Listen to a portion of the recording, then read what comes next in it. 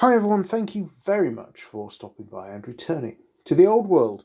Over the last 2 days we've seen a couple of articles appear on Warhammer Community talking about all things orcs and goblins. They've provided a little bit of information about what we can expect to see inside the Arcane journal when it comes out in a few weeks' time, and also a description of how the Games Workshop staff expect orcs and goblins to play out on the battlefield. So let's have a look and see what we now know. Much like the Arcane journals for the Tomb Kings and Bretonnians, there will be some extra background fluff in the journal about the Greenskins and everyone's favourite football hooligans. We're also going to see 2 new armies of infamy, so these are going to be different ways of fielding your Orc and Goblin force, so different force composition charts. The 2 new army types are going to be the Nomadic War, an all-mounted Orc and Goblin force, which is going to rely heavily on Wolf Riders. Now, interestingly, the Wolf Riders will be able to take close order, so be able to act as medium cavalry as well as the light cavalry that we're already fairly familiar with. So expect to see lots of Wolf Riders, Boar Boys, and Chariots in a force using the Nomadic War rules. Additionally, there is a new archetype for Orcs and Goblins, which is the Troll Horde. And it's into the Troll Horde that we'll see the 2 special characters introduced by this book starting to appear.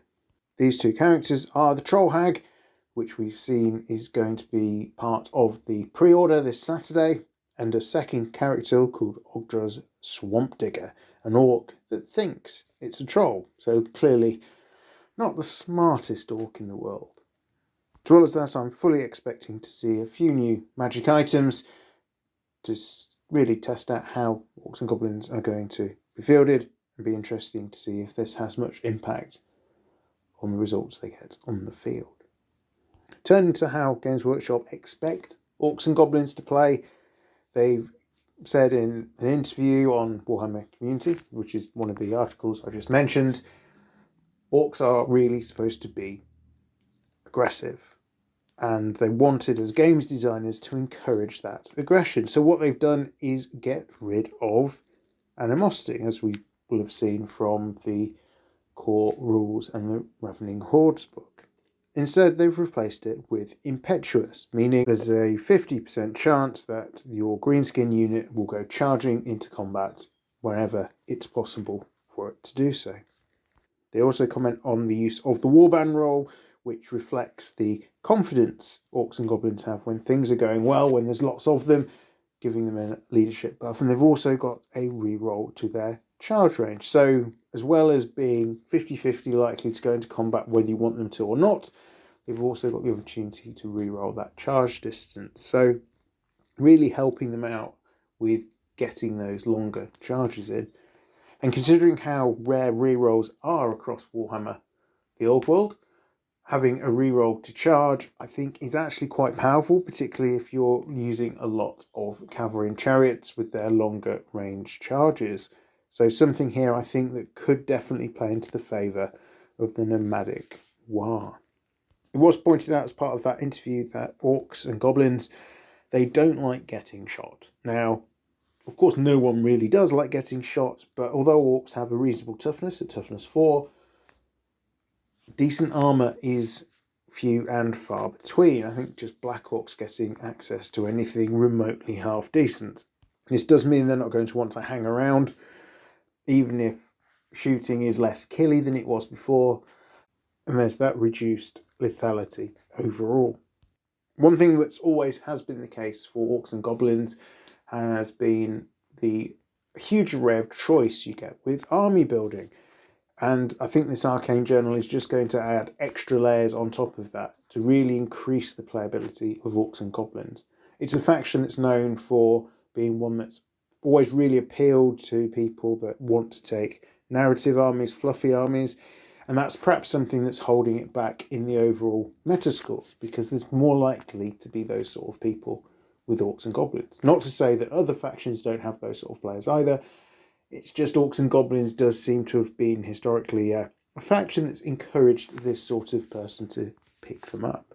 Two other things which are worthy of note, I think, from these couple of articles. One is a mention on synergies and how important they are. It is certainly something I found with the Empire army I've been running, that if you try and treat units as standalone things, they really struggle.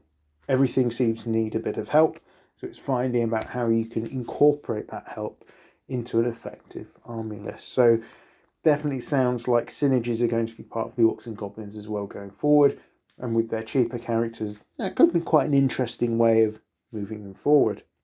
And finally, I can't let a video on these articles go without commenting on the redacted comment that was made in the article on Monday. There's talk of the core factions taking a redacted number of years in order to get all the releases out before they even start thinking about anything else. Now, I think we've seen from the way pre-orders have been sold out in less than an hour, in some cases 10 minutes for FLGS. This is probably saying that too quickly, but there is interest in the game. What this does beg the question is, how many years is years, and whether the slow release schedule will have an impact on the popularity of the game, whether enthusiasm will wane if things come out too slowly. I really hope that when they say redacted years, they're talking no more than 2 to get all 9 factions fully supported, so they can then look at other things. But I'm not going to hold my breath on that. I will be prepared to be disappointed that factions are getting really slow releases and support, which may, of course, consign some factions to being so unpopular that they just don't really see much play. We can but wait and see. But overall, I think it sounds like this is going to be a fairly positive move for the Arcane Journal. I do suspect there'll be the FOMO cranking up and it will sell out pretty quickly. So for me personally, although I do have an interest in Orcs and Goblins, I was very much 50-50 as to whether to collect Orcs and Goblins or Empire in my tale of many gamers.